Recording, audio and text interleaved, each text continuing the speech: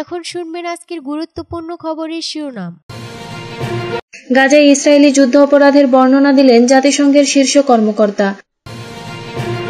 ফিলিস্তিনিকে স্বীকৃতি নৈতিক দায়িত্বই নয়, রাজনৈতিক প্রয়োজনও, ফ্রান্সের প্রেসিডেন্ট। ইসরায়েলি বিমানবন্দরে হুথির হাইপারসনিক ক্ষেপণাস্ত্র হামলা। পশ্চিম তীরে অবৈধ ইসরায়েলি বসতি স্থাপনে ফিনল্যান্ডের প্রতিবাদ। হজযাত্রীদের জন্য দাবদাহ নিয়ে সতর্কবার্তা হতে পারে বালুঝড়ও। ট্রাম্পের সঙ্গে কোনো বিরোধের কারণে প্রশাসন থেকে সরে গেলেন ইলন মাস্ক। জানুয়ারি থেকে 1000-এরও বেশি ভারতীয়কে ফেরত পাঠিয়েছে যুক্তরাষ্ট্র। গাজায় ইসরায়েলি যুদ্ধ অপরাধের বর্ণনা দিলেন জাতিসংঘের শীর্ষ কর্মকর্তা। গাজায় ব্রিটিশ সংবাদ মাধ্যম বিবিসির সঙ্গে এক সাক্ষাৎকারে জাতিসংঘের মানবিক প্রধান বলেছেন, অঞ্চলটি মানুষদের জোরপূর্বক অনাহারে রেখেছে ইসরায়েল। জোরপূর্বক অনাহারের মূল্যায়ন যুদ্ধ অপরাধের সমতুল্য কিনা তা জানতে চাইলে তিনি বলেন, হ্যাঁ তাই, এটি যুদ্ধ অপরাধ হিসেবে শ্রেণীবদ্ধ। স্পষ্টত এই বিষয়গুলো আদালতের রায় দেওয়ার বিষয় এবং শেষ পর্যন্ত ইতিহাসের রায় দেওয়ার বিষয়। টম ফ্লেচার বলেন, তিনি বিশ্বাস করেন এর ফলে গাজার প্রতি আন্তর্জাতিক প্রতিক্রিয়ার পরিবর্তন এসেছে। ফ্লেচার সম্প্রতি এই কথা বলার জন্য দুঃখ প্রকাশ করেছেন যে সাহায্যের প্রবেশের অনুমতি না দিলে গাজায় 48 ঘণ্টার মধ্যে 14,000 শিশু মারা যেতে পারে। এই দাবিটি পরে জাতিসংঘ প্রত্যাখ্যান করে এবং ভাষার ক্ষেত্রে সুনির্দিষ্ট হওয়ার প্রয়োজনীয়তা স্বীকার করে। ইসরায়েল দাবি করে এই পদক্ষেপগুলো গাজায় এখনো আটক 58 জন জিম্মিকে মুক্তি দেওয়ার জন্য হামাসের উপর চাপ সৃষ্টির উদ্দেশ্যে করা হয়েছে, যাদের মধ্যে কমপক্ষে 20 জন জীবিত বলে মনে করা হচ্ছে। জাতিসংঘের মানবিক প্রধান ফ্লেচার বলেন, আমরা সীমান্তে খাবার মজুদ দেখতে পাচ্ছি, কিন্তু সীমান্তের ওপারে অনাহারে থাকা লোকজনের ভেতরে প্রবেশ করতে দেওয়া হচ্ছে না। আমরা ইসরায়েলি মন্ত্রীদের বলতে শুনেছি এটি করা হচ্ছে গাজার লোকজনের উপর চাপ সৃষ্টি করার জন্য। ফিলিস্তিনিকে স্বীকৃতি নৈতিক দায়িত্ব নয়, রাজনৈতিক প্রয়োজনও, ফ্রান্সের প্রেসিডেন্ট। ফরাসি প্রেসিডেন্ট ইমানুয়েল ম্যাক্রো বলেছেন, ফিলিস্তিনি রাষ্ট্রকে স্বীকৃতি দেওয়া শুধু একটি নৈতিক দায়িত্ব নয়, বরং একটি রাজনৈতিক প্রয়োজনও। সিঙ্গাপুরে শ্যাংরি-লা ডায়ালগ নিরাপত্তা সম্মেলনে আগে এক সংবাদ সম্মেলনে তিনি কথা বলেন। ম্যাক্রো বলেন, গাজা উপত্যকার মানবিক পরিস্থিতি যদি অবিলম্বে উন্নত না হয়, তবে ইউরোপীয় দেশগুলোর উচিত ইসরায়েলের বিরুদ্ধে সম্মিলিত অবস্থান আরও কঠোর করা। তিনি বলেন, আমাদের সামনের কয়েক ঘণ্টা ও দিনের মধ্যে কাজ করতে হবে। ইসরায়েল যদি যথাযথ প্রতিক্রিয়া না দেখায়, তবে মানবাধিকার রক্ষার ধারণাকে ত্যাগ করে নিষেধাজ্ঞা আরোপের পথে যেতে হবে। গাজার ভয়াবহ মানবিক সংকটে আন্তর্জাতিক চাপের মুখে ইসরায়েলের প্রতি এমন হুঁশিয়ারি দিলেন ফরাসি প্রেসিডেন্ট। এ সময় গাজায় খাদ্যবাহী ট্রাক লুটপাটের ঘটনা উল্লেখ করে তিনি বলেন, এটি মানবিক সহায়তা বন্টনের গভীর সমস্যার প্রমাণ। আজ শুক্রবার রাতে সিঙ্গাপুরের ওই সম্মেলনে মূল ভাষণ দেওয়ার কথা রয়েছে ম্যাক্রোর। এই সম্মেলনে তার সঙ্গে রয়েছেন যুক্তরাষ্ট্রের প্রতিরক্ষা মন্ত্রী পিট হেগসেথ সহ বিভিন্ন দেশের শীর্ষ নেতারা, কূটনীতিক এবং সামরিক কর্মকর্তারা। ইসরায়েলি বিমানবন্দরে হুথির হাইপারসনিক ক্ষেপণাস্ত্র হামলা।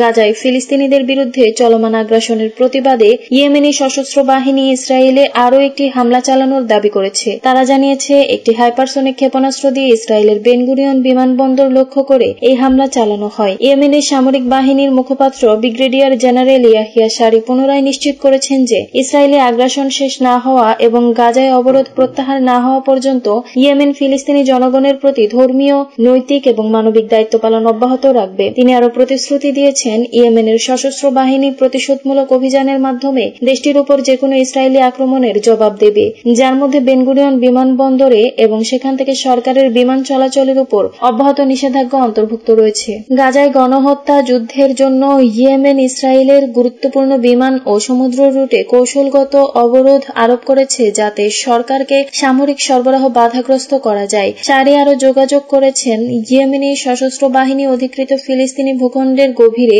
ইহুদিবাদী সত্তার বিরুদ্ধে তাদের প্রতিশোধমূলক অভিযান ক্রমবর্ধমান গতিতে চালিয়ে যাবে। তিনি বলেন, গাজা উপত্যকায় ফিলিস্তিনিদের সাথে সংহতি প্রকাশ করে ইয়েমেনি বাহিনী তাদের প্রতিশোধমূলক অভিযান বন্ধ করবে না যতক্ষণ না চলমান আগ্রাসন শেষ হয় এবং কঠোর অবরোধ সম্পূর্ণভাবে প্রত্যাহার হয়। গাজার উপর গণহত্যা যুদ্ধ তীব্রতর হওয়ার সাথে সাথে ইয়েমেনিরা গুরুত্বপূর্ণ নৌপথগুলিতে কৌশলগত অবরোধ আরোপ করে, যার উদ্দেশ্য ছিল ইসরায়েলের সামরিক সরবরাহে বাধা সৃষ্টি করা এবং গাজায় চলমান মানবিক জরুরি অবস্থার বিষয়ে আন্তর্জাতিক সম্প্রদায়কে পদক্ষেপ নেওয়ার আহ্বান জানানো হয়। পশ্চিম তীরে অবৈধ ইসরায়েলি বসতি স্থাপনে ফিনল্যান্ডের প্রতিবাদ। ফিনল্যান্ড শুক্রবার ইসরায়েল কর্তৃক দখলকৃত পশ্চিম তীরে 22টি নতুন বসতি স্থাপনের অনুমোদনকে স্পষ্টভাবে প্রত্যাখ্যান করেছে। ইসরায়েলের প্রতিরক্ষা মন্ত্রণালয় নিশ্চিত করেছে যে সরকার পশ্চিম তীরে নতুন 22টি বসতি নির্মাণের অনুমতি দিয়েছে। এই সিদ্ধান্ত আন্তর্জাতিকভাবে ব্যাপক সমালোচনার মুখে পড়েছে। জাতিসংঘ সহ বহু আন্তর্জাতিক সংস্থা এবং রাষ্ট্র এই বসতি স্থাপনকে আন্তর্জাতিক আইনের লঙ্ঘন হিসেবে দেখে আসছে। জাতিসংঘ বহুবার সতর্ক করেছে যে এ ধরনের বসতি বাড়ানো দ্বিরাষ্ট্রীয় সমাধান, যা ফিলিস্তিনি ইসরায়েলি সংঘাতের শান্তিপূর্ণ নিষ্পত্তির একটি প্রধান কাঠামো, তা হুমকির মুখে ফেলেছে। বিশেষজ্ঞরা বলছেন এই ধরনের পদক্ষেপ শুধু মধ্যপ্রাচ্যের শান্তি প্রক্রিয়াকে দুর্বল করে না, বরং বিশ্বজুড়ে আন্তর্জাতিক আইন ও ন্যায় বিচার প্রতিষ্ঠার প্রচেষ্টাকেও প্রশ্নবিদ্ধ করে।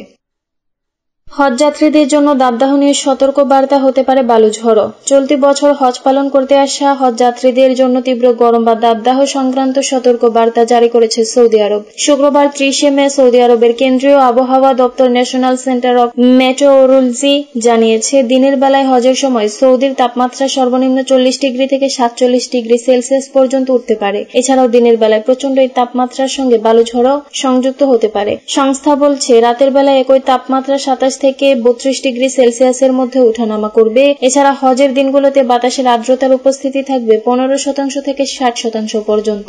বালুঝড়ের পাশাপাশি মৌসুমী ঝড় ও বজ্রবিদ্যুৎ সহ বৃষ্টির সতর্ক বার্তাও এনসিএম দিয়েছে। একই সঙ্গে হজযাত্রীরা যেন পর্যাপ্ত পরিমাণে পানি পান করেন এবং আবহাওয়াগত হালনাগাদ পূর্বাভাস সম্পর্কে সচেতন থাকতে বলেছে সংস্থাটি। ট্রাম্পের সঙ্গে কোন বিরোধের কারণে প্রশাসন থেকে সরে গেলেন ইলন মাস্ক? বৈদ্যুতিক গাড়ি নির্মাতা প্রতিষ্ঠান টেসলার প্রধান ইলন মাস্ক যুক্তরাষ্ট্রের সরকারি দক্ষতা বিভাগের প্রধানের পদ থেকে সরে দাঁড়িয়েছেন। এই বিভাগে তার দায়িত্ব ছিল যুক্তরাষ্ট্রের সরকারি খরচ কমানো। বিশেষ করে উপদেষ্টা হিসেবে তার মেয়াদ প্রায় শেষের দিকে ছিল।